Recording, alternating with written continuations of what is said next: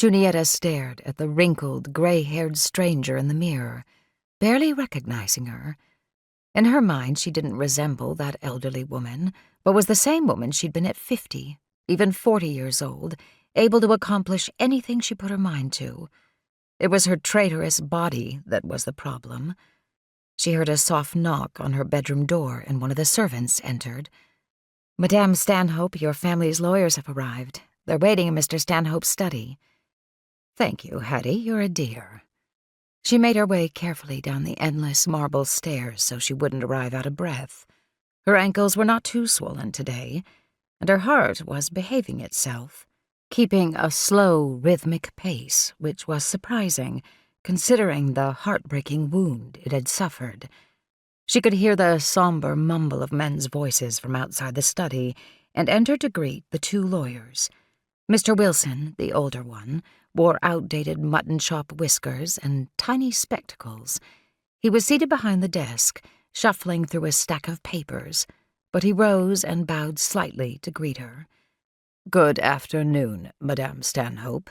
Please accept my condolences once again on your terrible loss."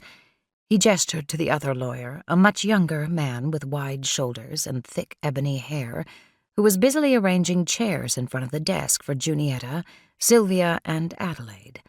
"This is my colleague, Howard Forsyth." Junietta knew precisely who he was, but pretended not to. "How do you do, Mr. Forsyth?" "I'm honored to meet you, Madame Stanhope." She detected a smile in his blue eyes as he greeted her, and his friendliness pleased her.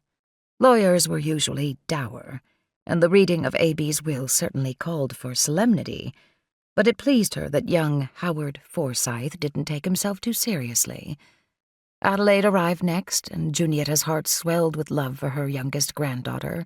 The poor dear looked so detached, so austere, and she wondered what had happened to the gentle girl who would come into her bedroom suite, asking 1,000 questions.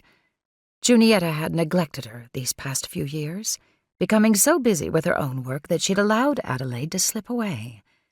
Junietta had to remedy that. She wouldn't let her become like all the other Stanhopes.